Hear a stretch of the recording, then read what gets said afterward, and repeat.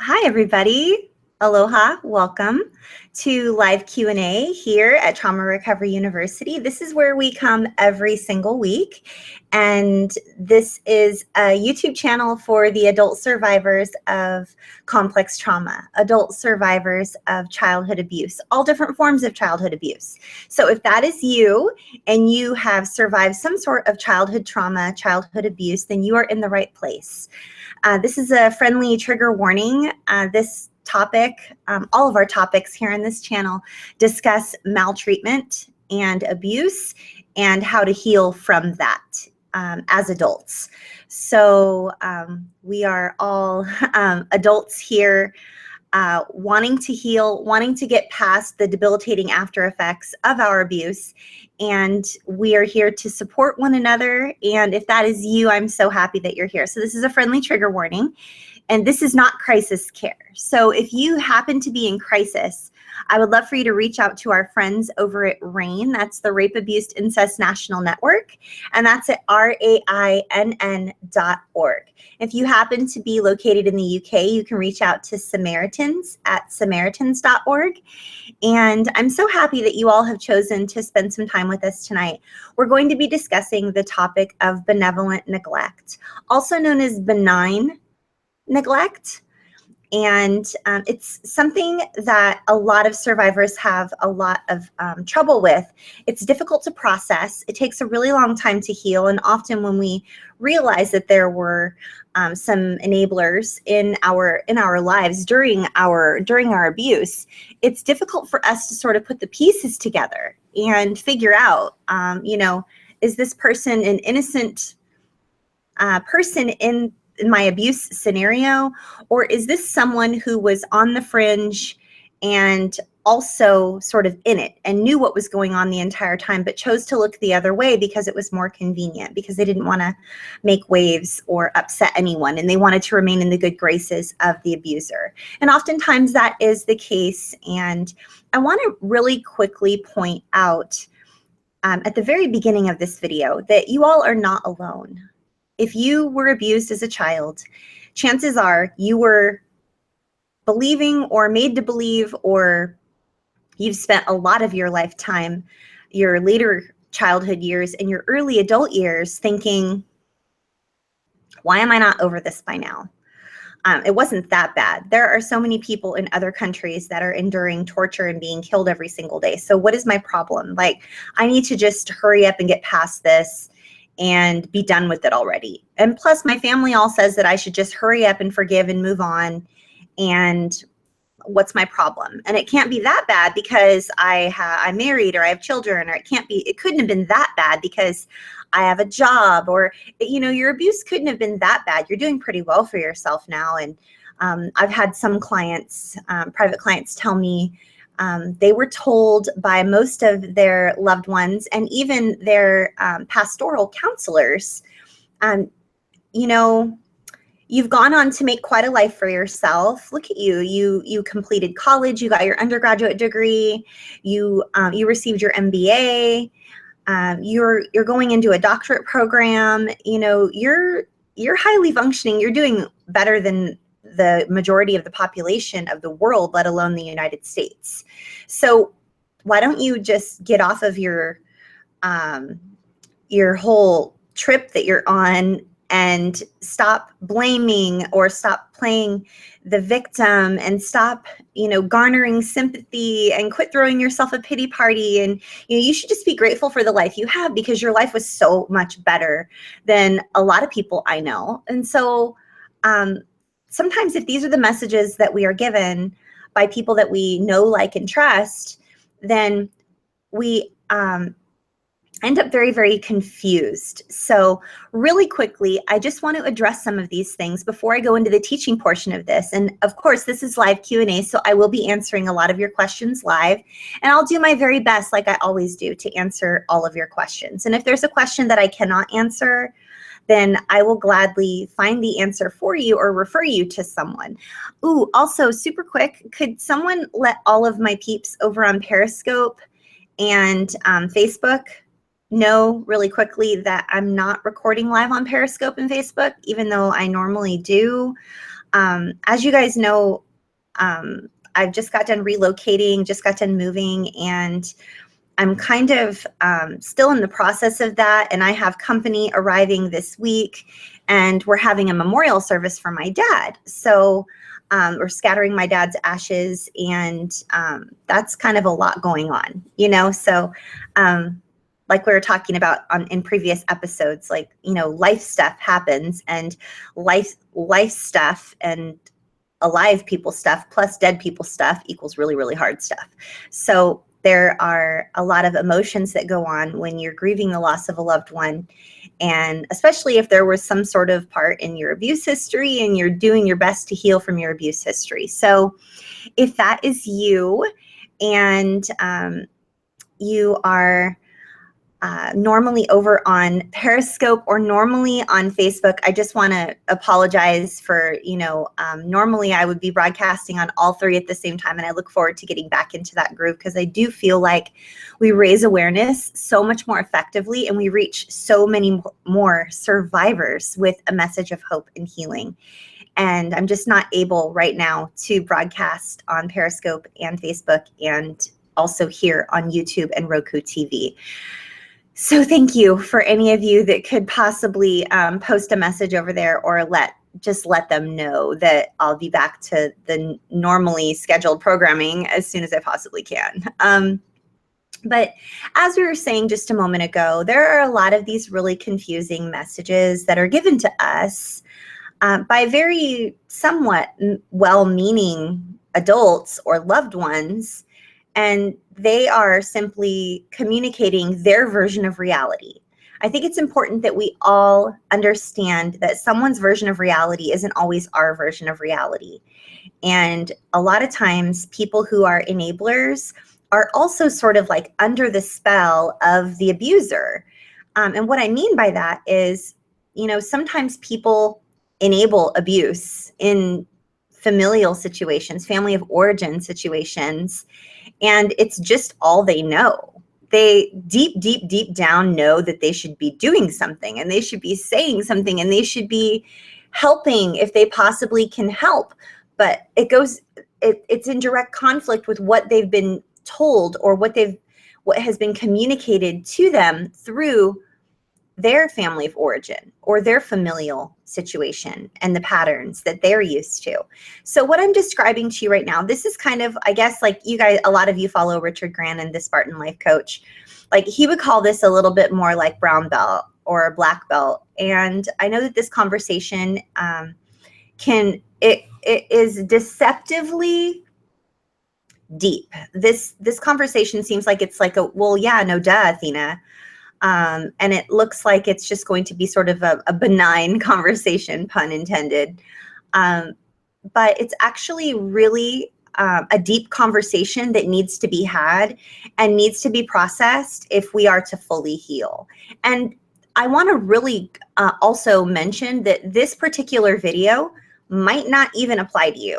So if you are working through all of the details of your abuse and your healing, and you're finally beginning to see the light at the end of the tunnel, and you're making some progress in therapy, or perhaps you've gone through years of therapy and now you're working with a coach, and you know, this video might not be for you. This video is likely intended more for those who are towards the beginning stages of their abuse to the middle of working through their abuse and their healing. This isn't for someone who has been healing perhaps for 20 or 30 years, because you've likely already worked through this. So in an effort to not be redundant or irritate you by repeating something that you already know, I just want to let you know that ahead of time. If you've already been healing for 20 or 30 years and you're really starting to feel much better and your life is just on an excellent track, then this might not be the most helpful video for you, because there's no need for you to hash and rehash and rehash things that you've already processed and healed from. There's no need for you to pull scabs off of old wounds that perhaps are now only scars. There's no need for you to cut yourself open again so that there will be another fresh wound. So if this is hugely triggering for you, and this is something you've already worked through, and you've already talked with your therapist about who enabled your abuse And why was the abuse enabled? And why didn't they do the right thing? And I really think they knew. And, you know, you've already worked with your therapist or even your coach and you're in your safe support system with the abuse in your life that happened so many years ago that was enabled by others and people who were complicit, people who chose to turn a blind eye. If these are things that you've already worked through, there is no need for you to try to work through them again, to try to uncover something that you already haven't uncovered, because that is likely the recipe for more pain. And the source or the reason for this channel existing is never for you to be in more pain. It's for you to feel better after you watch a video. Feel more connected to the community that's here live right now, supporting everyone. Feel better as you participate in a Twitter chat using the hashtag #NoMoreShame every Monday, 6 p.m. Pacific, 9 p.m. Eastern. Walk away feeling more supported than you ever have been before. Walk away knowing that you provided a safe space and supported another survivor who perhaps really just needed a word of encouragement or a shoulder to cry on or someone to say, me too. So there's no need for you to rip open old wounds if this is something you've already worked through. But I had several people email me talking about enablers and just how it is so confusing for them to work through. Was this person an enabler? Or were they an abuser? And I didn't recognize it as abuse because it was the lesser of the two evils. I received email after email, like 3 in a row, like within 3 days of one another. And I don't know if perhaps another YouTuber is over recording like pre-recorded videos or even doing live streams like this, talking about this particular topic. But when I get a series of emails coming from you, the community that I serve, I humbly serve you guys. I show up here every week just to be of service to you because I know what it's like. I know what it's like to be twisting all of this stuff around in your mind and just wondering if there's anybody that will listen that doesn't think you're crazy. So I want you to know you're not crazy. I also want you to know that if you've already worked through this, there's no need to work through it again. But for those of you who emailed me and those of you who really need to talk about what was enabled and who enabled it, and were they an enabler or was it just some form of covert abuse, which, by the way, we're going to be talking about the differences between overt abuse and covert abuse in our next live stream.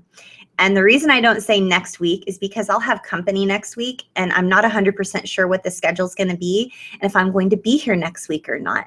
So I'll let you guys know via social media if I'm going to be here next Monday, 6 p.m. Pacific, 9 p.m. Eastern, which I'm pretty sure I will be, but I just wanted to leave it open in case my family member that's coming wants to spend time together, and then I won't be on live stream and needing to plan everything around being here with you guys. Because I know you guys are always so kind and so wonderful saying, you know, Athena, hello, like you have a life too. And if you have plans on a Monday night, like go do them. And, you know, we're going to be fine. We'll be back the following week. But I do love to be here with you guys, just so you know. There's no place I would rather be. Unless, of course, it's with, you know, a family member or a loved one that's here visiting and I only get to see them like once every other year or so. Then I'm going to probably want to spend time with them. But, you know, you just never know. You never know. So I'll let you guys know for sure. But, you know, like I was saying, if you have already worked through who enabled your abuse and what part they played, and was that person an abuser or were they an enabler and they just were in denial themselves and they just avoided because it's their coping strategy. You know, there is a line to be drawn. I want to say really, really, really clearly right here in the beginning of this video in the first 15 minutes. And I want to say most parents out there and most families out there, most meaning over 50%, they do the best they can. You know, they do the best they can to raise their kids. They do the best they can to love their kids. They do the best they can to encourage and love and support and be patient and kind and make sure that their kids are, you know, prepared for life. But a lot of the community members here on this channel, that's not the case. They weren't in one of those families where parents did their best. But I do want to say out loud, and not all of us receive this message or want to hear it, there are a lot of parents out there that really do the best they can. And they're not perfect, because there's no such thing as a perfect parent, but they do the best they can to support their kids, and they don't maliciously hurt people on purpose. There are a smaller percentage of us that are here on this channel week after week after week after week, and we grew up with a family that was abusive and dysfunctional and overtly and covertly abusive, and they didn't do the best they could. And if they called it the best they could, it wasn't good enough, because there was blatant abuse going on. And, you know, abuse is never okay. But I just do want to throw that out there in the beginning of this broadcast. In the very beginning, you guys, most families, over 50% of all families, they do the best they can. They really do. And it took me a really long time to be okay with that, because it begs the question, well, then why me? And then that sends us down a slippery slope of self-pity that we have a hard time clawing our way out of. So I just want you to know that there are good people out there. There are good parents out there, and you are probably one of them. If you're watching this video and you are an adult survivor of childhood maltreatment, an adult survivor of complex trauma, developmental trauma, attachment trauma, childhood abuse of any form, sexual, physical, verbal, emotional, ritual, religious, any type of abuse, financial, you know, you are likely one of the greatest parents that's ever walked the planet. You likely are, because you know what it's like. You know what it's like to suffer, and you know what it's like to struggle, and you know what it's like to be treated unfairly and abused, and you don't want that for your own children. And so you took the steps necessary and did the things necessary to heal so that you could be really good parents to your kids. So thank you. If that's you and you're having a hard time receiving that, you know whether or not you did the best you could. You know if you did the best you could or if you didn't. We don't have eyes in the back of our head. As much as our kids want to think that we have eyes in the back of our head, we don't. We always, many of us, most of us here on this channel are very well intentioned, and we've done the best that we possibly can. And sometimes the deck was stacked against us, and we didn't get dealt the best hand to handle things in the way that we wanted to handle them. But I want to thank you for being one of those parents that cares, and being someone who cares enough to be here. You know, you care enough to be here. Sorry, you guys, I'm having like wardrobe malfunction tonight. You care enough to be here, and you want to heal. So I know that that's you, many of you, because I've gotten to know many of you personally. So I'm going to go ahead and I'm just going to check and see how many questions there are, and I will likely go immediately into the teaching portion, because many of you only show up for the teaching portion, even though I lose half of you whenever I go to a screen share. So go figure, right? Just going to double check really quick on the questions. Let's see here. I'm only going to answer the questions that are on topic tonight, that are on the topic of enabling.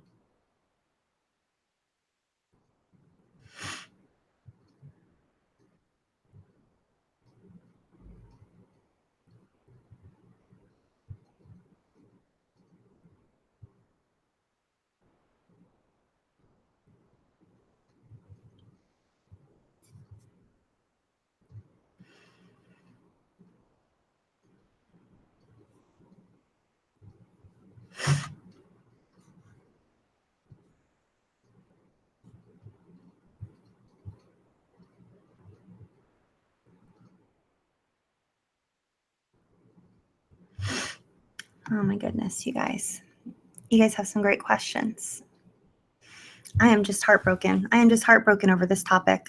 I wanted to show up completely prepared. I had all this research that I spent days and days and days doing, and then I lost it somehow. The whole myth of when you have a MacBook, like you don't lose anything, it's all there. And it, you know, it's harder to lose stuff on a Mac than it is a PC. I think that's a myth. You guys, I'm just heartbroken over this topic, and I want to answer all of your questions. I also want to make sure that I do the screen share, because I think it will start a conversation and answer some questions. So what I'm going to do, I want to acknowledge everyone's questions. By the way, for all of you who struggled on Father's Day yesterday, you were not alone. I struggled too. Part of the reason I struggled so much is because, as many of you know, my dad was definitely one of those people who was an enabler. You know, during my early childhood years, he was one of the main people that I would put under the category of benevolent neglect, you know? And then as I got older, he became an abuser. He was extremely abusive towards me in my adult years. And so, yeah, yesterday was really painful. So for all of you here in our online Ohana, I just want you to know that I was thinking of all of you yesterday. I was thinking of many of you specifically, a little bit more than others because I know your stories. But I just want to send a lot of love and comfort right now for any of you that were struggling on Father's Day yesterday. I want to really acknowledge the questions that are coming in from Joey and Katie and Heroes Don't Wear Capes and John Harvey and Monique and Hunter. And I want to thank you so much for your questions. I'm going to go ahead and I'm going to go over and do the screen share really quick, you guys, because I think it will answer some questions and I will come back. Okay, so hopefully this works. There had some issues a little bit earlier with the screen share. I tested it out, and again, I don't know why some stuff works and some of it doesn't, but you know. I'm going to go ahead and put the screen share up, and I'm going to take a drink of water. So that's what that silence is all about. I'm going to fix my wardrobe malfunction to the best of my ability. And then I will be reading the screen share. You guys can go ahead and familiarize yourself with it right now while I put it up, okay? If you can see the screen share, perhaps you could give this video a thumbs up, or if Matt or Dawn could let me know if you can see it, okay? Excuse me. Oh, I've been sneezing since yesterday, too. I'm allergic to Father's Day. That's what it is.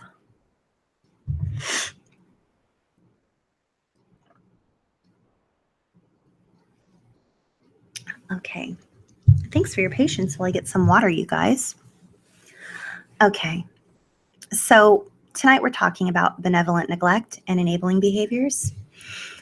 Benevolent neglect and enabling behaviors. I want to first establish what exactly benevolent neglect actually is, and I want to talk about what it is not. Benevolent neglect, while it can be very similar, it is not the same as covert abuse. We will discuss covert abuse and overt abuse during our next live Q&A. Benevolent neglect may also be referred to as benign neglect. The two will be referred to synonymously during tonight's discussion. A layman's definition or description of benevolent neglect or benign neglect would be a person who embodies a general attitude, tendency, propensity, or is in the habit of ignoring an undesirable situation, even if it is right in front of them, often to avoid being held responsible for or having to deal with said undesirable situation. Let us also take a moment to establish the definition of a person who could be considered benevolent or benign as it pertains to tonight's discussion. Someone who is benevolent could easily be described as kindly, warm-hearted, good-natured, friendly, warm, affectionate, agreeable, congenial, which is where we get the term congeniality, cordial, approachable, tender-hearted, gentle, sympathetic, compassionate, and even caring. The opposite of this benevolent or benign or kindly person would be best described as abusive, including but not limited to spiteful, malicious, calculating, conniving, malevolent, ill-intentioned, vindictive, vengeful, malign, which is where we get our word malignant, mean, nasty, lacking empathy, hurtful, mischievous, wounding, cruel, unkind, bitchy, catty, or evil. Many survivors watching or listening right now can, in their mind's eye, identify their abuser or their abusers, who likely embodied many, if not all, of the, quote, abusive characteristics. This overt abuse is a concept our mind can process more easily than if we try to picture the reality of our abuse matched up with the mental picture of someone matching the description of the benevolent or benign person described above. Now, I want to pause really quick. I'm going to stop sharing. I'm going to look at you guys, okay? I want to acknowledge the cognitive dissonance that goes along with this particular topic. The contradiction of terms, benevolence and neglect, that term in and of itself is confusing. So, Harriet, if you could pop up the video on cognitive dissonance, that would be really helpful. There is a dissonance, there's a confusion. What you're seeing does not match up with what is going on, or what you know to be true doesn't match up with what you're seeing. And someone who is kind and caring and benevolent and whom you thought was like your greatest protector, and you sort of look back and you're noticing, well, gosh, I thought they were the one who protected me and the one who rescued me, or the one who really loved me, or who was kind, or brought me food when I was having food withheld from me, or the one who would come to my rescue when I was being picked on. You know, is it possible that they were just avoiding and neglecting the truth, and they really were being neglectful, and they weren't as benevolent as I thought they were? And that is when all of this becomes very confusing. And again, this is a little bit more brown belt, black belt, and you've likely already worked through a lot of this with your therapist. And please, please, please, if you have not worked through this with your therapist, I would love for you to work through this with your therapist. You deserve to work through all of your feelings. And it's sometimes, if you are one of those survivors who cannot get in touch with your anger, you move what I call immediately from confusion to compassion, meaning, why did this happen to me? Why was I abused? I don't understand. I don't understand. Oh, I know. They did the best they could. They were raised in abuse also. You skip right over the anger, which is, wait a second, I should not have been treated that way. Human beings should not be treated this way. Children should not be treated this way. This is wrong. This is wrong on so many levels. This is wrong. When we move from, why did this happen? I can't believe this happened. This is so confusing, to, oh, I understand. They were raised in abuse also. That's a really dangerous line to walk. And don't get me wrong, you can walk that line. You can walk that line, but it will be difficult for you to fully heal, because you are skipping over finding your voice and advocating for yourself, which is what you deserved. So I just wanted to really quick pause on the screen share and share that with you, okay? I hope you all can see this okay. Here we go. Okay. I'm going to just double check and make sure you guys can see this. Okay, good.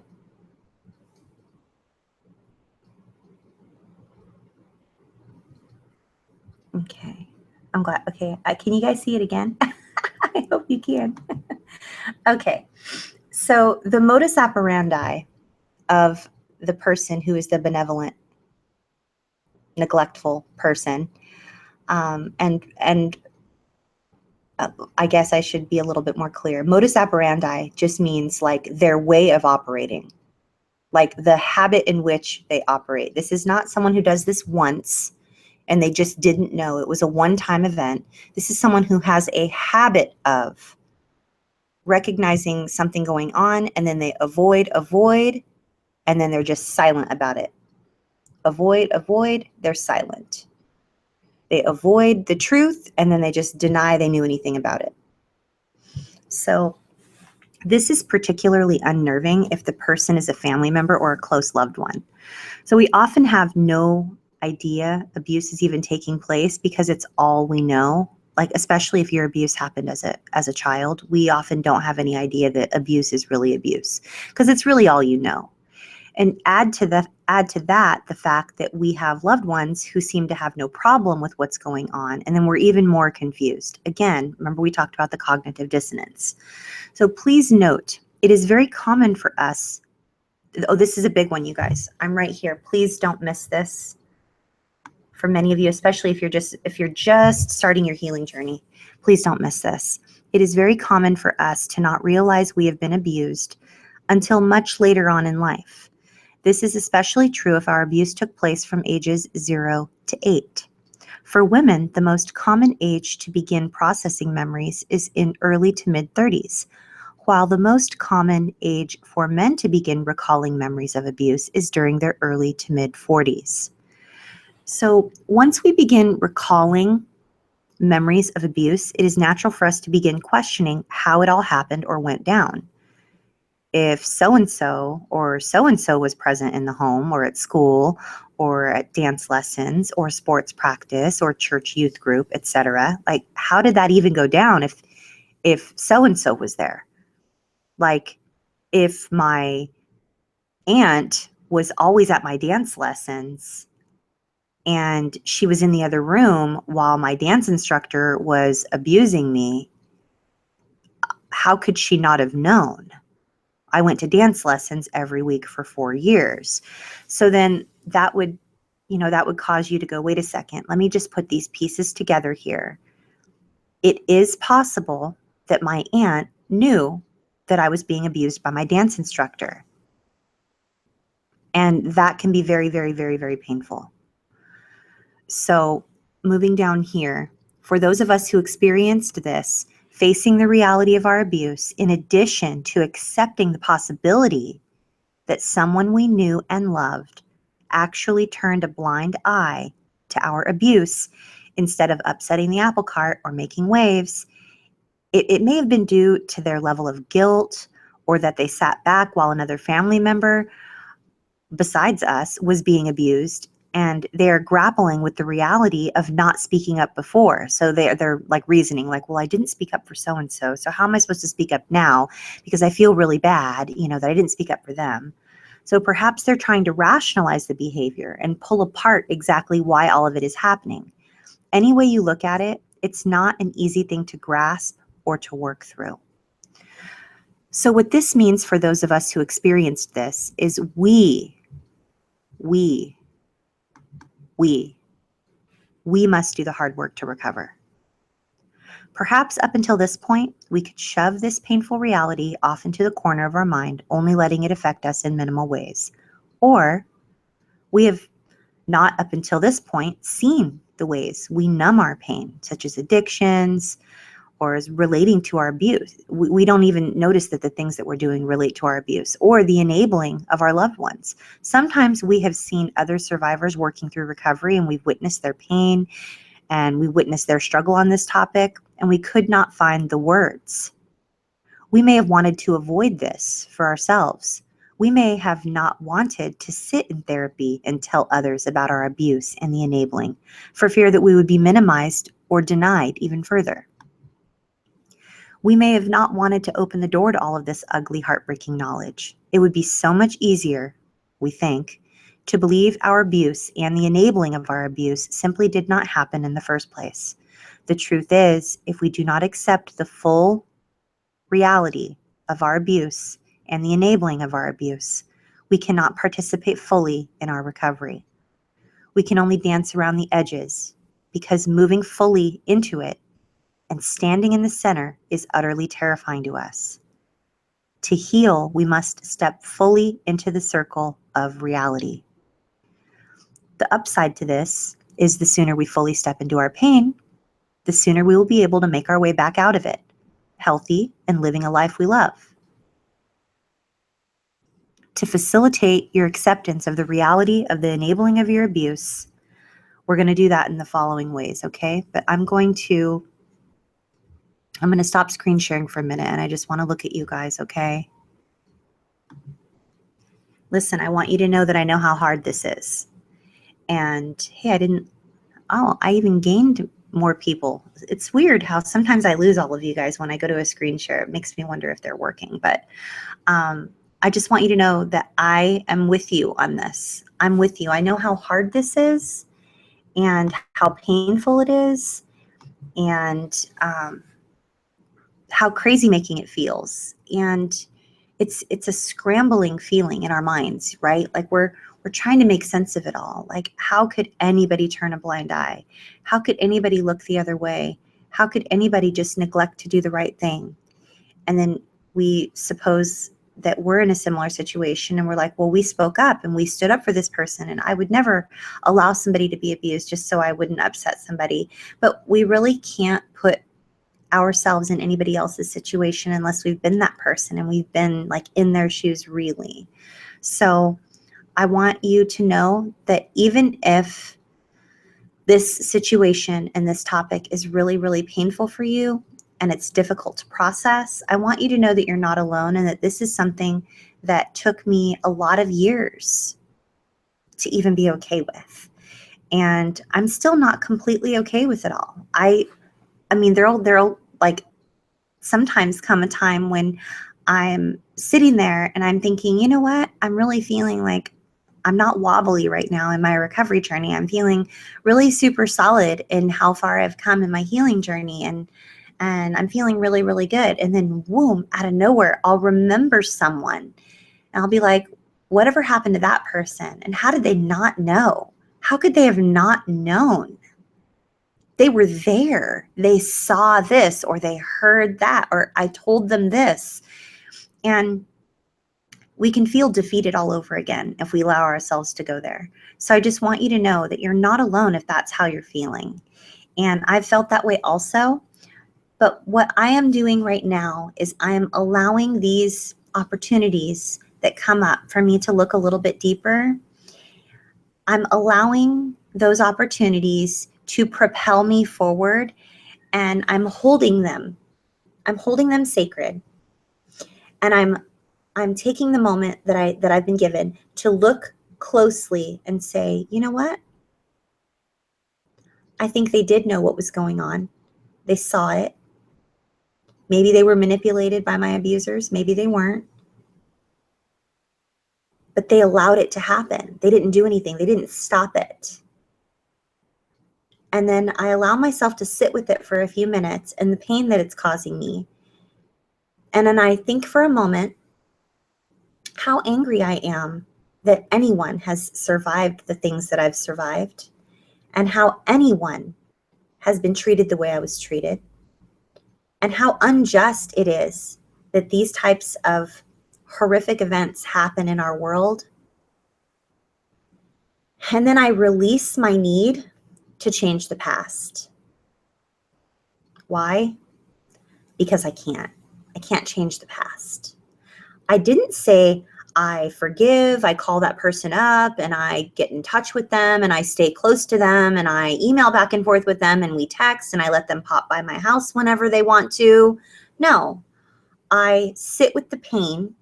I feel the injustice. I allow myself to go through any feeling that I might be feeling. I accept that feeling for what it is. And I release my need to change the past. Because then I'm not trying to figure it out. It's no longer a puzzle I'm trying to solve, because I'm never going to solve this puzzle.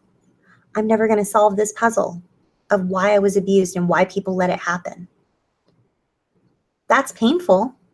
And it isn't a one and done. Like we always tell you, it's not wave a wand, one and done. So many things in recovery are not one and done, you guys.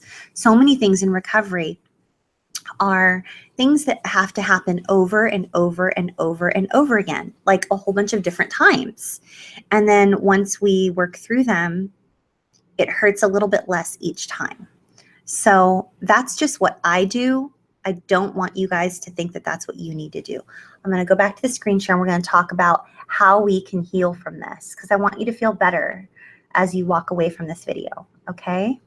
I don't want you feeling stuck and feeling worse. I want you to feel better. So here we go.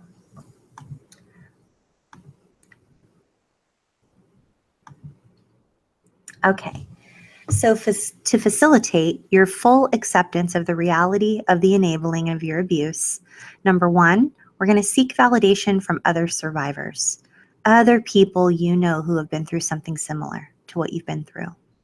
There can be tremendous validation in seeing how much your debilitating after effects match up with others who have gone through child abuse. The shackles can come off the moment we hear those words, me too. Me too. Number two, seek validation from trauma-informed professionals. I'm going to say it again. Seek validation from trauma-informed professionals. If you're not sure if your professional that you're working with, your therapist, your counselor, your social worker, your coach, if you're not sure if they're trauma-informed or not, then do yourself a favor and Google the term trauma-informed care and just look into that. And look into what that is and what it's about. And just know that you do deserve trauma-informed care, okay? Trauma-informed professionals can help validate the enabling of your abuse based on their experience and expertise. Having a trauma-informed helping professional to meet with regularly can be life-changing for you. And I will just go out on a limb and say that it can be life-saving. I have had people, clients of mine, tell me that they were on the verge of suicide when they reached out to me. They had been in therapy for 30 years and they were still struggling and they didn't know what to do. And then they ran across our YouTube channel and they decided to work with me one-on-one, and they're glad they didn't give up. They're alive today because they didn't give up on reaching out and finding trauma-informed care, okay?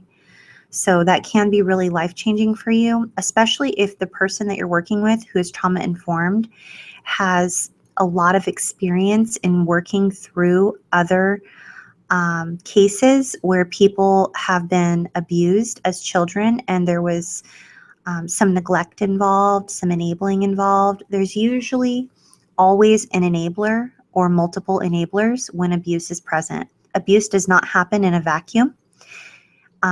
It's rarely ever just you and the abuser, like only and forever, always. And the reason for that is because abusers by nature, they're starving and they need validation or attention 24/7, 365. And since you sleep several hours a day usually, unless of course part of your abuse was sleep deprivation, which that is extremely common.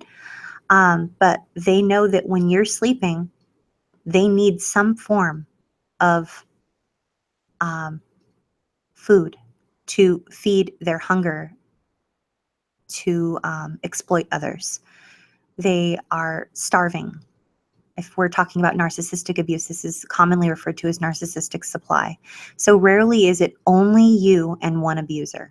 It can be, but I'm just simply saying that typically it's usually you, an abuser, and then there's usually an enabler. There's somebody that is complicit or facilitates the abuse or, sort of watches the door while something is going on behind closed doors, like that type of situation, okay? Number three, begin to speak about the enabling of your abuse with safe people. You can start as slowly as you like, giving as few details of your story as you would like, sharing your truth with those who will provide safe, non-judgmental support allows you to examine what happened and the enabling in the light of day, rather than continuing to keep it locked up in the dark recesses of your mind. And remember, as Bobby always says, we always say on this channel, shame cannot survive in community. So as long as you're in community with other survivors, shame has no voice.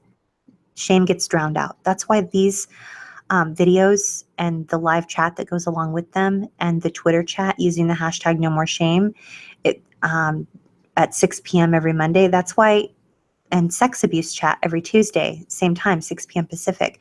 That's why it's so powerful and so healing and transformative, because the shackles of your shame are literally diminished. The shackles can fall to the floor the moment you're in the community of other survivors, safe community. Number 4, know you are the only one who will be in control of your recovery. I'm talking to someone right now.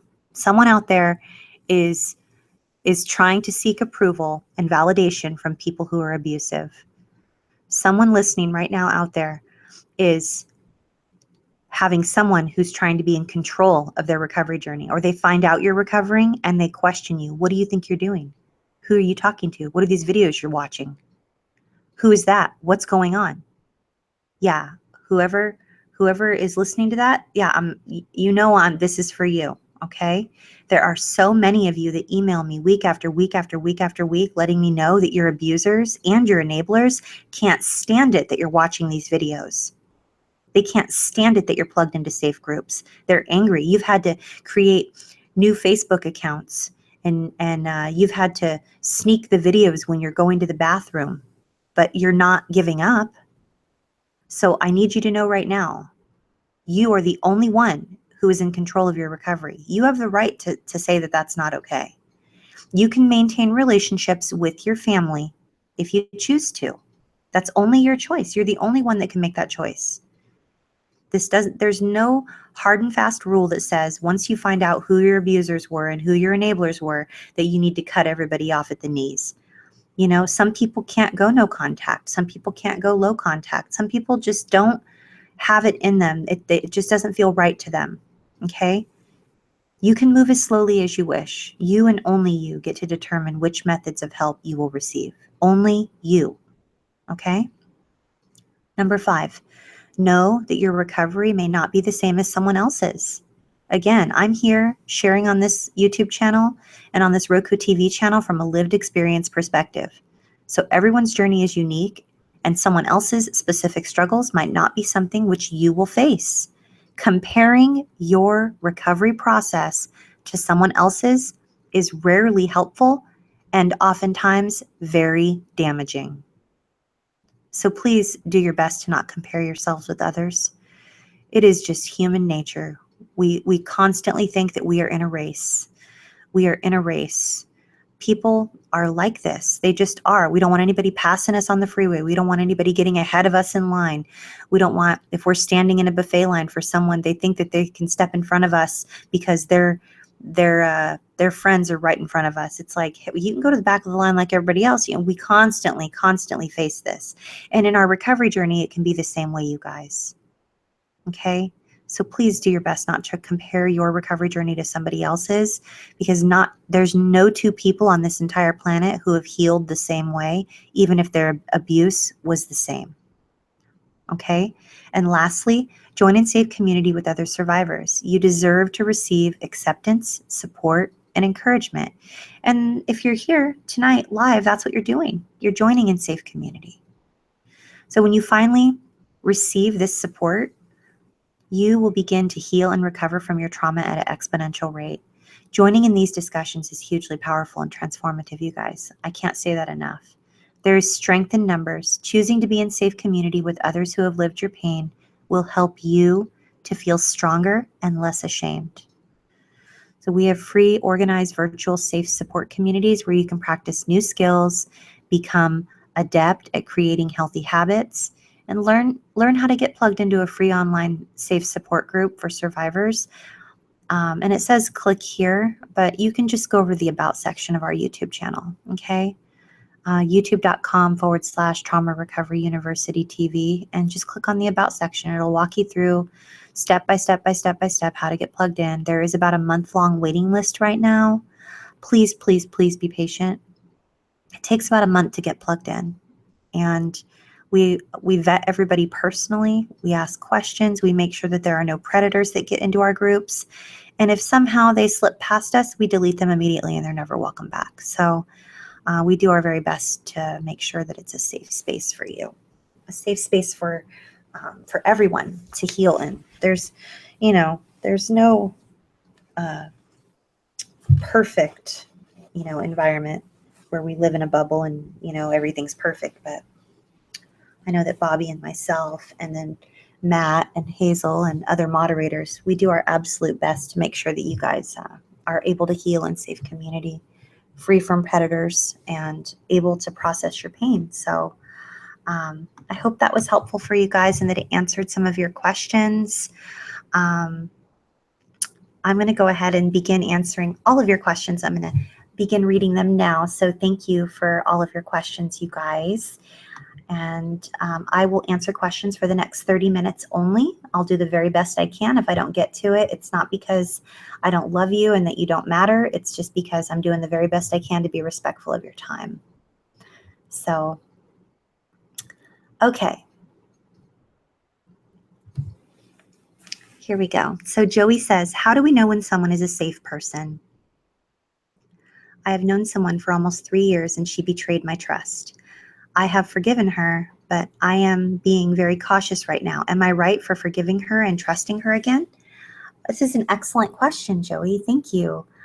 So I really want to be clear with you guys on something, okay? Joey worded that question perfectly. She said, am I right to forgive that person and trust them again? So I want to be really clear on this, okay? Forgiving someone and trusting them again are two totally different things. So forgiveness is a choice. We choose to forgive if we want to forgive. And forgiveness is ultimately for us. I'm going to say that again. Forgiveness is ultimately for us, the person that was abused, the person that was perpetrated against. We're just releasing our need to change the past because we can't, right? That's forgiveness, right? That's releasing. It's releasing yourself. That's forgiving. You're letting it go. You're like, you know what? I can't change that. It hurts. It hurts really bad, and it might hurt for a really long time, but I can't change the past. So I'm going to release that right now, and I'm going to sit with this, and I'm going to do all I can. Trusting that person again, in my personal and professional opinion, Joey, not wise. If someone shows you their true colors, believe them. Now, I'm not talking about someone, accidentally, made a mistake, and they've, for years and years, have been a really good friend to you. And then one time out of nowhere, they said or did something that was like, ooh, that was really hurtful. I'm so sorry. And they're genuinely remorseful. And they say, you know what, Joey? I really hope you'll accept my apology. I am sincerely sorry for betraying your trust or for doing A, B, C, and X, Y, Z. I hope you'll forgive me and accept my apology someday. If you don't, I completely understand. But I want you to know that I'm sincerely very sorry for the way I acted. It was wrong. I was wrong. Now that I just modeled for you guys, that's a sincere apology. Okay? Now, someone who doesn't apologize, someone who says, sorry you feel that way,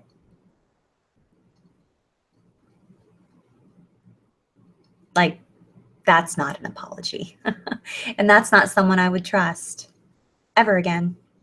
Really. I mean, anyone who expects you to trust them or doesn't believe that trust is earned, that's not a safe person. So your original question is, how do you know if a person is safe? You purchase the book called Safe People. You can check it out from a local library. They usually are at the library. You can check it out for free. You can read online versions on Kindle that are relatively inexpensive. Set aside, save up money for a month if you have to, $1 every week if you have to, and purchase the book Safe People and read it, and then read it again, and read it again, and read it again. I keep it nearby at all times. And in fact, somewhere down here, you can't see it, but like I have this little bin that has all of my books that I refer to on a regular basis. And I have all these notes on all these yellow pads, and they're all sort of right here. Like I haven't put them out on my desk yet. But yeah, read that book and then read it again and read it again and read it again. So that is how you will know if the person is a safe person. But what you've described is not is not a safe person. And I have the luxury of knowing a little bit more about your situation, Joey. And I would not say that trusting someone that has proven themselves to not be trustworthy, I can't say that that's wise. Sorry, just not. Katie says, my mother is kind and caring to everyone. My brother, my abuser, but not me. Oh, she's kind and caring to everyone. My brother, my abuser, but not me. Maybe she knew about the sexual abuse and she hated me? Question mark. Or because my abuser treated her like his mother and me like a wife? Question mark.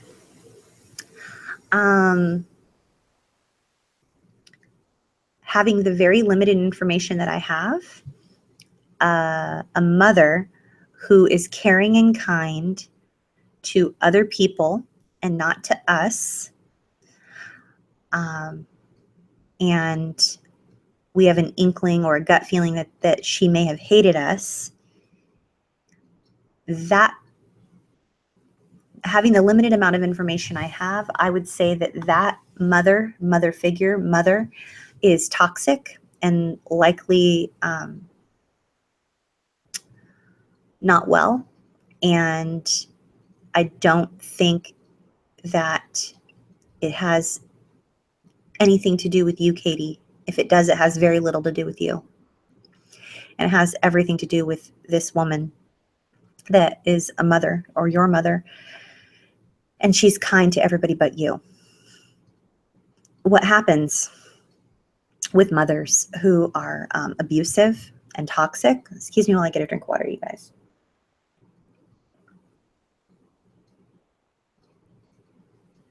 Okay, so what happens with mothers who are abusive or toxic is they pick and choose their favorites, and it just is how the wind blows.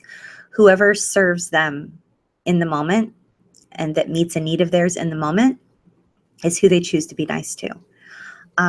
Toxic or abusive mothers don't protect their children and treat them equally and love them equally. Toxic mothers and abusive mothers scapegoat their children. They usually will pick and choose which one is going to be the scapegoat, the one that everybody gangs up on, the one that everybody bullies on, the one that everybody bullies.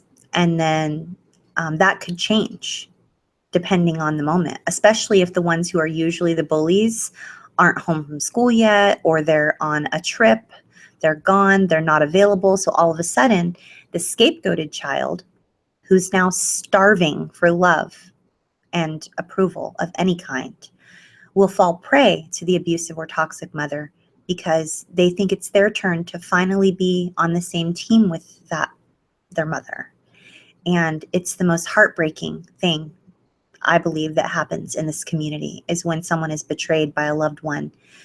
They are the scapegoat. They're the one that is always bullied. They're the one that is often ganged up on, and they get duped. And the people who are usually bullying them are away for whatever reason. Maybe they're sleeping, or they're, away at camp or whatever. And then the abuser, the toxic person, the toxic parent, or the person who rules the roost, lures them with kindness and lures them with, meeting a felt need, a normal need, for love, approval, acceptance, food, clothing, safety, anything. And then they end up getting scapegoated again, or they end up getting used as a tool to abuse someone else. And then they realize that it doesn't feel that great to be the person that's on the same team as the abuser. And they feel really crappy about it, but they have to admit that it's not as bad as being abused. And so they're willing to be complicit. And it's just very, very tangled and horrible. And the fact that there is a parent involved in this is it's literally soul destroying. It is crushing. So I want you to know that that is very, very, very common. It's a common dynamic. And I think it has very little to do with you, Katie, and everything to do with the fact that you're dealing with a toxic mother or an abusive mother. And I'm grateful to you, Joey, and to you, Katie, for sharing tonight so openly and bravely. Heroes don't wear capes. Hi. Heroes Don't Wear Capes has a question. My stepfather had a secret blue phone. It would ring and he would take me to the houses where I was abused. I believed my mom never knew, but she would always disappear when the phone would ring. Okay, I have firsthand experience with this, and I had a similar dynamic in my situation. I hope nobody messages me about my wardrobe malfunction because I am just there's nothing I can do. Sorry, guys. I have firsthand experience with this. Heroes don't wear capes. This is a dynamic that was very common in my family of origin. There were secret PO boxes, secret phone calls, lots of secrets. And then you felt special if you were sort of in on it. And then you didn't want to believe that anybody knew about it. But it was way too coincidental how it kind of always like disappeared whenever certain things would happen. It's like, how did they not know? Or it's almost like they didn't want to say anything because they didn't want to upset the apple cart, because perhaps they did say something at one point, but it didn't go over well. So they're like, well, I'll never do that again. All I can say to you, heroes don't wear capes, is that what you experienced is real. You're not alone. I'm not the only person out there that's lived through this. And it was wrong. And it is likely your mom did know about it. And I am so sorry that you are dealing with the reality of that. I had similar situations with my mother, my grandmother, my father, my step family, my stepsisters, my stepdad. I had different stepdads. I had like 1, 2, 3, 4. 1, 2, 3, 4. 3 or 4. So I had a lot of stepdads. My mom had a lot of boyfriends, and my grandmother married several times as well. And there were a lot of, trips to go grab a bite to eat, or trips to the PO box, or, hush hush conversations, or, you want to go to the circus, don't you? Then you better keep your mouth shut. Oh, you like it when so-and-so buys you clothes, don't you? Then you better keep your mouth shut. Yeah. I'm so sorry that you lived through this. Heroes don't wear capes. But you're not alone. And it is soul destroying when you realize that your mom actually did know. I want to validate you in your assumption that she probably knew. I have no way of knowing for sure, obviously, but my gut is in line with what I experienced, and that is that everybody knew. Everybody knew, and everybody benefited from it, so nobody stopped it. My mom had this one boyfriend who always sent money. He always sent cash, actually, which is interesting because it was like, the postal service, and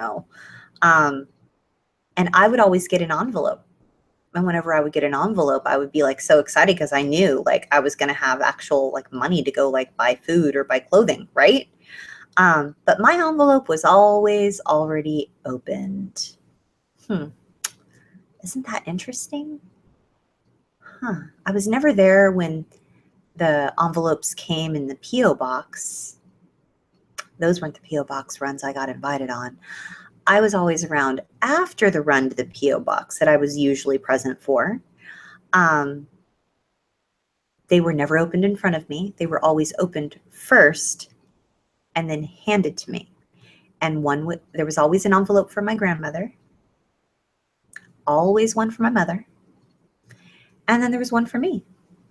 And mine was always opened without me knowing it before I ever received it. But it was more money than I'd ever seen in my entire life. So what did I care if someone opened it?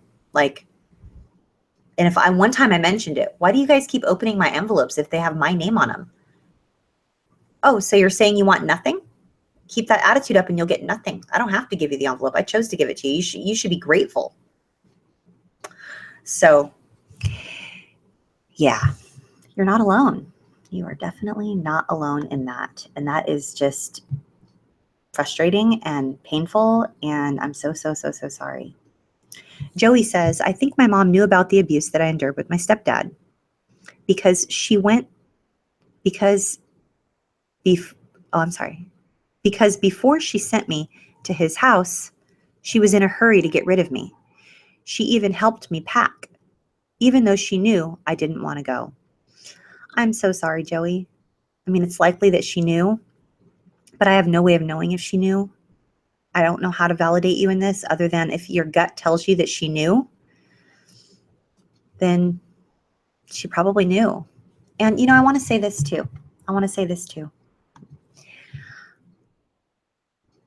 Even if she didn't know, it is okay for you to feel angry and frustrated and sad and hurt and all the feels, right? About being sent somewhere that you didn't want to go. Because I'll tell you something. My son told me on more than one occasion, I don't want to go to my dad's. And I did my very best not to make him go. And I even got a court order. I spent money I didn't have. I went into debt. I borrowed money from people. I worked extra hours. I sold things of mine. I sold jewelry. I sold furniture so that I could pay an attorney to get me a court order so that my son wouldn't have to go to his dad's. And that was really, really, really hard. But I'm telling you that a loving parent that is doing the best they can, there's evidence that they're doing the best they can. Like if your child says, please don't make me go there. Please don't make me go there. I don't want to go. If that happens often enough, you have to wonder why. And that is cause for pause. You're like wondering, like, why don't they want to go? Something's not right. So I'm so sorry that you lived through that, Joey. I have no way of knowing if she knew, but my best guess is that she probably did know. And I'm so sorry. There's just a grieving process that goes along with that. And the grieving process that goes along with that is very long and very painful. And, you guys, we're on this journey. The downside, it's very long. It's very painful. Nothing is a one and done. But the upside is that you have great company. You're in great company. You are among some of the most incredible humans I've ever had the privilege of knowing, if you're here on this channel. Because the people that are here live every single week, they're amazing. They're amazing survivors. And you don't have to do this alone. So I hope that's helpful. Okay. Heroes don't wear capes. Hi again. One day my mom had gone to the shops and she never returned. For 2 weeks, I was raped and sold. Do you think it's possible that my mom had no idea that he abused me, or maybe that I've chosen to believe? I want to be very careful in how I answer this. So I have no way of knowing if she knew. I had a similar situation with me. And I believe they all knew. Like, I was taken to the dentist or the orthodontist week after week after week after week after week after week after week for years. Like, I'm not talking just a few years. I'm talking like 10 years. Who goes to the dentist weekly for 10 years? Like, my teeth aren't that great. Like, I have gaps and things and stuff, and I have a missing tooth and the whole deal. And interestingly, I have no memory, zero memory of the dentist. Zero. Like, I get to the parking lot and I black out. And I remember Highlights magazine, and I remember his breath, like what his breath smelled like. That's it. Nothing. And my grandmother, who took me to the dentist week after week after week for 10 years, always made sure that I was well fed afterwards, like a reward. And and always sat in this private little waiting room, not out in the waiting room for the common folk. No. A private room, like a private waiting room, like behind closed doors, like near like the office of where like they do like the filing and like, you know, the office. So yeah, I'm pretty sure she knew. And I know that the rest of my family knew that I was being taken and picked up from school every week or every other week for 10 years. So accepting the reality that other people probably knew is really, really painful, because we want to believe that we're worth more than, you know, that. I also remember that particular dentist one time showing up at like Chuck E. Cheese. And I was told by who brought me there, like, oh, look, isn't that so-and-so? Isn't that neat that they hang out here and play video games? It's like a 50-year-old man, like surrounded by a bunch of 5-year-olds and 7-year-olds playing video games. Sorry, Creep City, you know? I'm pretty sure everybody knew. So I think there's very little doubt in your gut. Heroes don't wear capes. I think in your gut, you know that she knew. But it's really hard. It's painful. There's a grieving process that goes along. We're grieving our innocence. We're grieving the relationship we thought we had. We're grieving perhaps the one person that we thought protected us. We're grieving the one person that we thought rescued us, but in reality, they may have just turned a blind eye and avoided it and denied it because they didn't know how to stand up for themselves or for us. So I'm so sorry that you were abused and sold. Sadly, I know exactly what that feels like, and it's degrading and it's dehumanizing, and I'm so sorry. I just hope you know you're not alone, because here we are, all of us, you know, every week talking about it, and you're not alone, and I hope that helps. Thank you for being so brave and sharing your truth with all of us. John Harvey, hi. Hi, John Harvey. Question. What if nobody knows about your abuse or never talks about how it happened? Can that be damaging to you as someone making excuses why you should get over it? So first question, what if nobody knows about your abuse or never talks about how it happened? If they really, really, really don't know, then it's natural that they wouldn't talk about how it happened. But if they did know and they're just not talking about it, that's really painful. If we find out that they did know, like later on, or we come to the realization, like deductive reasoning dictates, oh, well, logically, it would have been impossible for them to not know. You know, that's really painful. But the second question, can that be damaging? Can their not talking about it be damaging as someone making excuses as to why we should get over it? Yes. Anyone making excuses about anything and telling anyone that they should get over anything is someone that we need to completely disregard immediately. I want to say that again. No one should be shoulding you all over the place. Where's my buddy Stu? Wipe that should off your face. Quit shoulding yourself all over the place, right?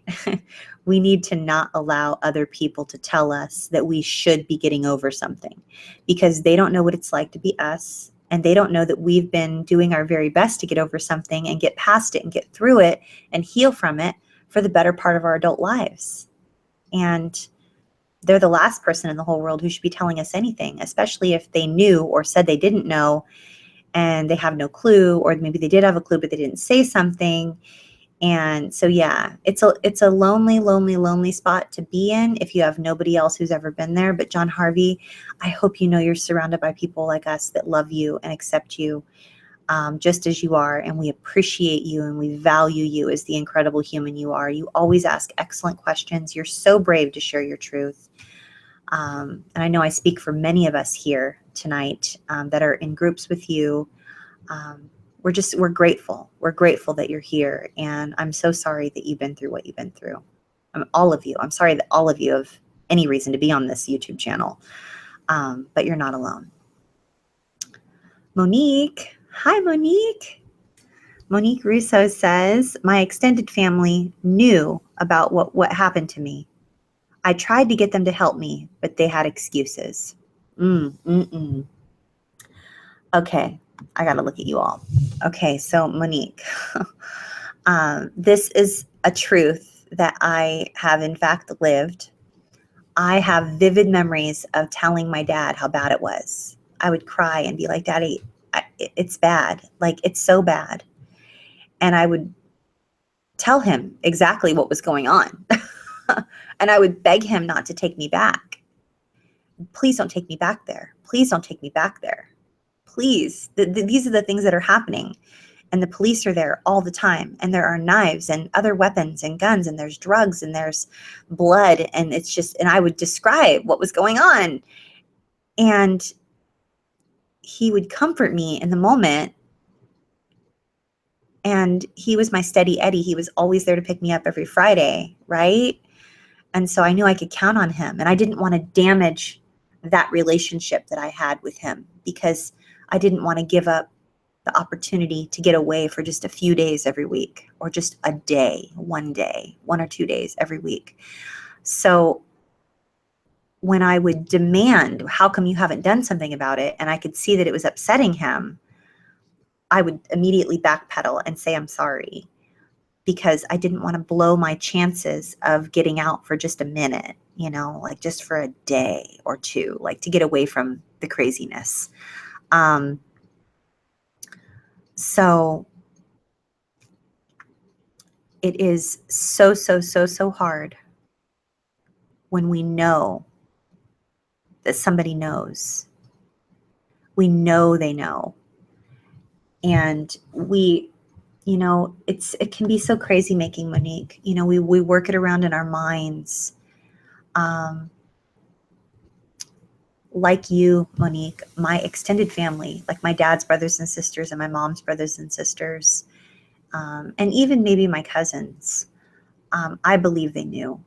In fact, I know that my aunts and uncles knew, and I know that my grandparents knew, because some of my grandparents were a part of it, and then other grandparents were abusive in their own ways. They would dump hot coffee on me. They would make me cry on purpose. They would feed me weird stuff, like just weird, and then other aunts and uncles would make fun of me and bully me and torment me. And so I knew that my extended family knew about what was happening to me. I tried to get them to help me. I tried to get them to help me, just like you did, Monique. And none of them did anything. They all sat back and watched, and some of them liked it. Some of them just added to the fire, Some of them turned a blind eye and didn't do anything, but some of them took part in some of the bullying and the facilitating and the enabling. And that is the cruelty, the inhumane treatment and the cruelty that is involved in not only knowing that a child is being tortured and abused in horrific ways, but then taking part in the cover-up. There's just something extra sinister and evil about that. It's almost like we can go, yeah, my abuser was deranged, and I know now that they were likely a sociopath or a psychopath. They're the same word, psychopath, sociopath. It just depends on what school you're from. Yeah, I know they're a psychopath. I know they lack empathy. I know they're likely, really deranged, and we almost are okay with that. And then we go, but Aunt so-and-so, she baked the best cheesecake, and Uncle so-and-so made the best, turkey on Thanksgiving. They knew. And they were so kind to other people, and like, you know, they hosted family gatherings, and they've always bought me my favorite, you know, pair of shoes every year for school, or like they did the good things, but they didn't stop the abuse. And you know, they knew. And you guys, that's why I needed to make this video, because so many of you are having a hard time reconciling the fact that these loved ones, these family members, these people that were in our inner circle, there's no way they didn't know. And we begin to unravel it. And the more we pull on that string, the fabric of the reality that we thought we had unravels and ends up in a pile down at our feet. And we're just trying to grasp onto one shred of reality, or what really happened, or just a shred of our sanity. And I just want to encourage you today, if that's you and you're struggling to just find one strand of sanity to hang on to, and just, I want to throw you a lifeline. And I just want you to know you're not alone in this. It is absolutely possible that not only were you abused, you may have been abused repeatedly, and you may have been victimized by those who you thought cared about you. And maybe they did care about you in their own way, but they didn't care about you more than they cared about themselves. I just want you guys to know that if that's you, and you know that your family knew, there's no way they couldn't have known. They heard the cries, they heard the screams, they saw how terrified you were. You begged them to help you, they never did. They turned a blind eye. They disappeared whenever the blue phone would ring. They were in a hurry to get rid of you, and you couldn't figure out why. You know, it's hard to wrap our minds around this, because we see the world through our lens. And our lens is one of compassion. And how could anyone let that happen to another human being? There's no way. It just couldn't happen. It's impossible. But we need to accept, you guys, we need to accept that not everybody sees the world through the same lens as we do, and not everyone has the same moral compass that we do, and not everyone has the same values and the same principles that they live by. Not everyone lives with integrity. Not everyone can look themselves in the mirror every day and know that they did the best they could. Some people don't need that. Some people don't need that. And that's hard. That's hard to reconcile. But I'm telling you, not everybody needs it. Not everybody needs to be able to look at themselves in the mirror every day and know that they did their best. I do, and likely you do, but many people don't. And I'm so sorry. Hunter, hi Hunter, high fives. Athena, can codependency play a role? It seems like that given these words from my main enabler, quote, you don't turn your back on a friend, end quote, he seems like a part of the abuser's boys club.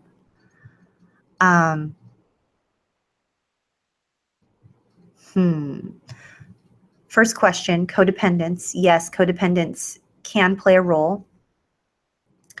A lot of people who depend on their identity and their significance from other people will move into people-pleasing behaviors to the detriment of us and others who get victimized. And that is why I am so adamant about people-pleasing behaviors being an addiction and being deadly, because there have been people that have died because no one stuck up for them, because they were too busy looking to seek the approval of the person that was being abusive. And this is real, and it happens every day. So yes, codependency does play a role in this. The benevolent neglect is definitely, codependence does play a role in that. And then the person who was your main enabler that says you don't turn your back on a friend, I'm assuming they weren't going to turn their back on this other friend that was abusing you. And in that case, you were scapegoated and you were victimized. And the person that was the enabler most definitely maybe pretended to be your friend, but then when the chips were on the table, they turned their back on you and they allowed you to be victimized. And that is a betrayal upon a betrayal upon a betrayal. And I'm so sorry that you endured that. But it's not your fault, Hunter. It's not your fault, Joey. It's not your fault, Monique. It's not your fault, John Harvey. It's not your fault, Katie. It's not your fault, Heroes Don't Wear Capes. Did I leave anybody out? It's not your fault, you guys. It's not your fault. You didn't cause this. These twisted people, they either caused it or facilitated it, and it's not a reflection on you. Tell Athena to take a deep breath. Okay, I'm breathing.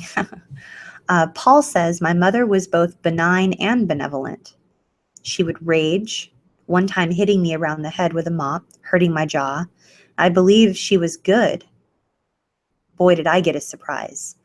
Yeah. Okay. I want to look at you guys when I say this. Paul, thank you for sharing. So this ties into our next topic, which is covert abuse and overt abuse. So the covert abuser does appear to be kindly and benevolent and sweet and compassionate and helpful and sometimes even protective. And then it's their way of sort of grooming you and luring you, and then they end up victimizing you. And that is someone I believe personally, this is my personal and professional opinion, I believe that person has a lack of empathy, very pronounced narcissistic traits, likely sociopathic, Machiavellian. Paul Ward, I would Google the term dark triad and perhaps just familiarize yourself with that, because for someone to act so kindly and then behave that way is so common, and it's just so damaging to our psyche. So, you know, they lure us in with kindness or with a victimhood, and then whap, you know, they hit us upside the head with the mop. You're not alone, Paul. Oh my goodness. Thank you so much for sharing and being brave. August says, I'm always super paranoid that every child is being abused. Why aren't others? Yes. Oh my goodness, August. I always have this, I feel like I have spidey senses. My girlfriend Debbie and I call this our spidey senses. We have what we call fruit flags. Like we'll go, oop, fruit flag. Like we notice the fruit in somebody else's life, like the whole, and it stems from like a scripture that says like bad trees don't produce good fruit and good trees don't produce bad fruit. Like if you are inherently good, then you're not going to be abusing others and scapegoating others and enabling and doing all these other horrible things. But if like, you know, deep down, you know, are that type of person where you're just going to do whatever you need to do, like, and, you know, people pleasing, then there, you know, there's going to be bad stuff in your life, and there are going to be people that are victimized. And the fruit flags that you see, like, you know, people who someone says they are matched up with like who they really appear to be. Like if that is not congruent, then that's a fruit flag.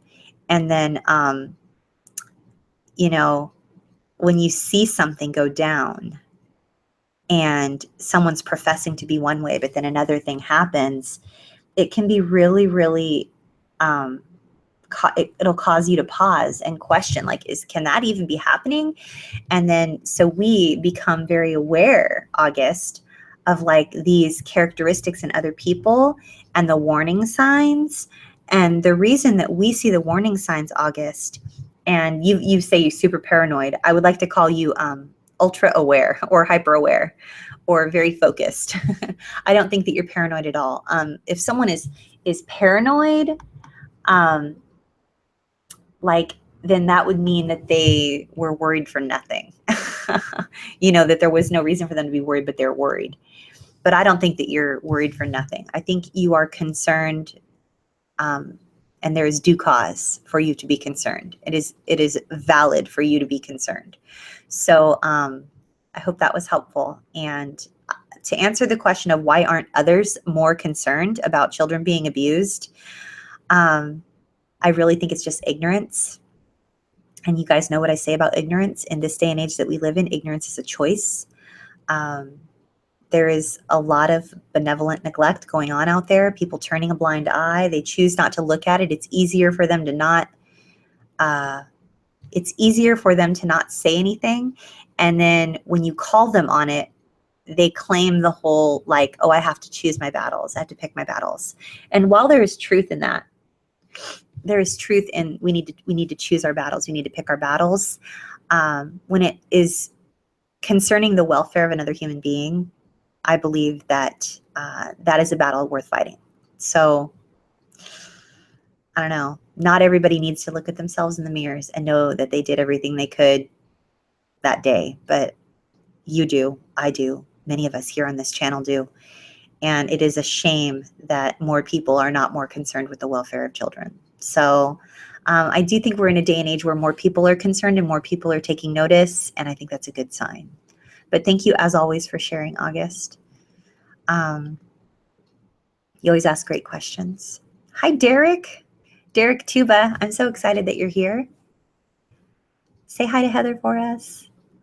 Derek Tuba says, my mom would never intervene when my dad was emotionally, verbally abusive.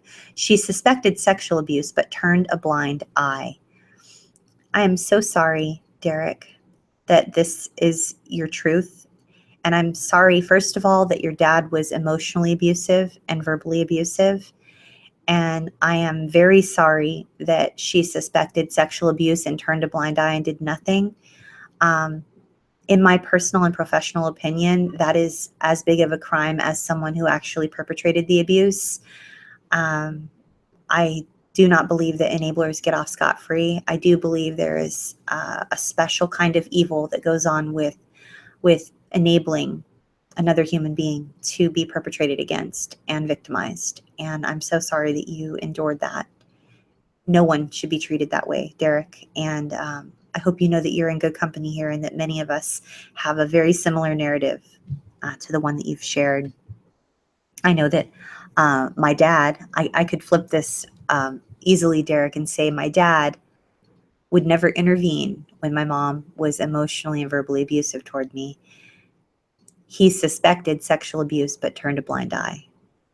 And especially with yesterday being Father's Day, it's really hard sometimes. I do have those moments when I am feeling especially pitiful and angry or frustrated or misunderstood or a whole bunch of other words when it comes to the reality of him doing nothing. I even have a memory about 4 years ago. Derek, my dad was here visiting me in Hawaii, and I told him I needed him to stop touching me. I need you to stop touching me, especially while I drive. Whenever I would drive, he would reach over and he would try to tickle me. Like I'm driving a motorized vehicle. I'm going 40 miles an hour down a road with oncoming traffic. And my dad, my father, my 70-something-year-old father, is reaching over and poking me and grabbing my knee and my leg and my thigh and touching me in my stomach, trying to tickle me, thinking he's being funny.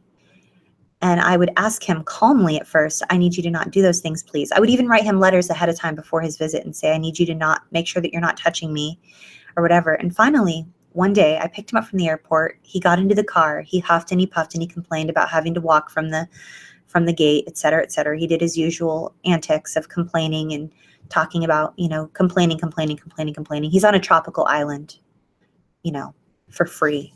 Someone else paid for his ticket. And he does not pay for, rental car, hotel, food, anything. Like he's here for free in paradise for 3 weeks. And yet he finds somehow a way to complain. This is a true story, Derek. And he says to me, after he's done complaining, sitting down,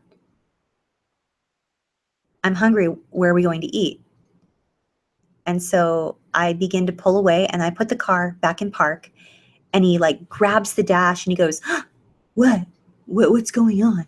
Like acting like I did something wrong by putting the car back in park.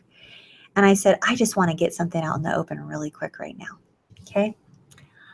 I need you to know that while you're visiting here for the next few weeks, you're not going to touch me. You're not allowed to touch me. And the reason you're not allowed to touch me is because I was sexually abused as a child a lot. And when you touch me, it brings back memories of people who sexually abused me. And I don't want to feel that way over the next few weeks. Okay? And his response was one of exasperation. He was offended that I shared that with him, even though I'd shared it with him several times. And he proceeded to say, well, I wish you would have told me sooner so I could have done something about it. I would have kicked their ass. And I'm like, actually, I did. You know, I did share those things with you and you did nothing. Nothing but silence. He wasn't hungry all of a sudden, didn't talk the whole way home, gave me the silent treatment, withheld his love from me, which is, you know, it's the ace in the pocket for most abusers. Let's withhold all the love. I won't be overtly abusive. I'll just withhold all the love and all the approval. Yeah, that visit didn't go well. It was his last visit here. He didn't like that. He didn't like to stare the truth in the face. That was about 4 or 5 years ago. So, Derek, you're not alone. And it did happen the way you think it happened. And it's painful to process, and it's painful to realize, and it's painful to admit. And facing the reality of our abuse and the enabling of our abuse is something that is devastating. And it can absolutely unravel our lives if we allow it to. Or we can surround ourselves with people who get it and validate us and cheer us on and say, look at you. And yet you rise. And yet you rise up. And yet you are healing. And yet look at what you're doing. And yet you went to college. And yet you have a job. And yet you have children. You went through all that. And yet here you are advocating for other people. And yet you managed to raise a healthy human. And yet you managed to somehow get out of bed today. And yet here you are on this broadcast watching this video so that you can heal. Like, as far as I'm concerned, you all deserve a gold star. Like, you guys deserve, like, you know, confetti and special gifts with no strings attached, because we all know that usually special gifts had strings attached, but no strings attached. You all just deserve the world. You just deserve the moon. You deserve it all, because you guys have been through so much, and yet here you are every week, week after week after week. And thank you for sharing. Last question, guys. Ooh, I went a couple minutes over. I'm going to be real quick. Hi, Jamie. Hi, Jamie Strong. Jamie Strong says, this subject hurts so much. Thinking of so many members of my family with the enabling descriptions. The thread of my family reality has been pulled. So hard to realize the ones I love so much didn't care enough to protect me. Ooh, yeah, that is a difficult one. Jamie, I just want you to know you're not alone in that. It is so painful. I hope in the midst of your pain right now that you find even just a tiny bit of comfort in knowing that your online Ohana is here and we care, and we will never minimize you, and we will never invalidate you, and we will never turn our back on you and say it didn't happen and say it didn't matter. And no matter how long it takes you to heal, I want you to know that we're going to be here. We're going to continue to be here. And we're going to continue to fight this fight, and we're going to continue to heal, and we're going to continue to support you and tell you that you're doing great. And it's amazing that you're alive and that you're here and that you're choosing to heal. So I know this was a really hard topic for a lot of you. It's really hard for me too. I shed a lot of tears in doing this research last week, and I shed even more tears today as all of the research that I did was completely gone and I needed to redo it. But luckily I just went into my history and I click, but I still had to like copy paste, you know, rewrite, you know, format everything, change the font, do it. You know, I still had to do all the work, and I was like I was 10 minutes late today because of that. So thank you for your grace and your kindness and your love and your compassion. Thank you for supporting one another so beautifully here in this community. It is because of you that this community is so beautiful and healing and transforming. And I'm just grateful. I'm so honored to call you guys my friends and my ohana. And I'm going to continue to show up. Now, whether or not I'm here this coming Monday, I will let you guys know. I'll record a brief video, or I'll post on Twitter or Facebook or in our groups or something, and let you guys know whether or not I'm going to be here this coming Monday. Because normally I am, but like I said, I have one of the very few family members that I still keep in touch with is going to be here visiting me. My cousin, you guys know that my cousins came, and my cousins just left. They were here for a couple weeks. Or actually, they were only here for 1 week. And then, so now, yeah, I have more family coming, and it's exciting. So this channel is about you. I'm here to serve you. And if I can be here this coming Monday to be here with you guys, I will be. So thank you for all you do for this community. And I will see you next time here on Trauma Recovery University. And my name is Athena Moberg, and I love helping you guys get access to the trauma-informed care you deserve. And thank you for being here. And I'll see you next time.